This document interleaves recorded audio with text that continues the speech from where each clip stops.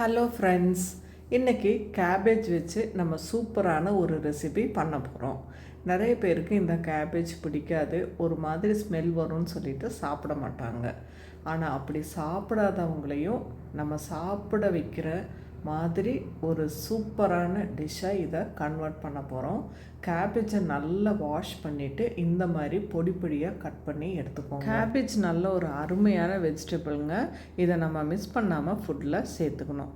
இப்போது இதுக்கு தேவையான இன்க்ரீடியன்ட்ஸ் எல்லாம் என்னன்னு பார்க்கலாம். சின்ன வெங்காயம், பூண்டு, இஞ்சி, பச்சை மிளகாய், கருவேப்பிலை, இது எல்லாத்தையுமே நல்லா இடி உரலில் போட்டு தட்டி நான் எடுத்து வச்சுருக்கிறேன். நீங்கள் வேணும்னா மிக்சியில் ஒரு பல்ஸ் விட்டு எடுத்துக்கோங்க, இல்லைன்னா பொடி பொடியாக கட் பண்ணி எடுத்து வச்சுக்கோங்க. ஆனால் பேஸ்ட் மாதிரி மட்டும் அரைக்கக்கூடாது. அடுத்ததாக ஒரு மசாலா ரெடி பண்ணிக்கலாம். சோம்பு, சீரகம், வரமல்லி, வெள்ளை கலர் எள்ளு, அடுத்ததாக 2 வரமிளகாய், குருமிளகு, ஒரு கொத்து கருவேப்பிலை, இது எல்லாத்தையுமே ட்ரை ரோஸ்ட் பண்ணி எடுத்து வச்சுக்கலாம். கூடவே 2 பட்டை, கிராம்பு இது கூட சேர்த்துடலாம். இப்போ ஒரு கடாயில் ஆயில் விட்டு நல்லா கடுகை பொரித்து எடுத்துக்கலாம்.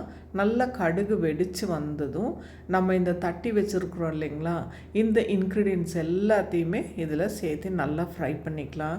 இது நல்லா எண்ணெயில் ஃப்ரை ஆகும்போது இதோட ஃப்ளேவர் சூப்பராக இருக்கும். இப்போ நம்ம கட் பண்ணி வச்சுருக்கிற இந்த கேபேஜை இதில் அப்படியே கொட்டிக்கலாம். கொட்டிட்டு தேவையான அளவு உப்பு சேர்த்துட்டு இதை நல்லா அப்படியே பிரட்டி வச்சுக்கலாம். மோஸ்ட்டாக இந்த கேபேஜில் ரைஸ் போட்டு கலந்து யாருமே டிஃபன் பாக்ஸில் கொடுத்து அனுப்ப மாட்டாங்க. பிகாஸ் நம்ம டிஃபன் பாக்ஸ் ஓப்பன் பண்ணினதுமே ஒரு மாதிரி ஸ்மெல் வரும்.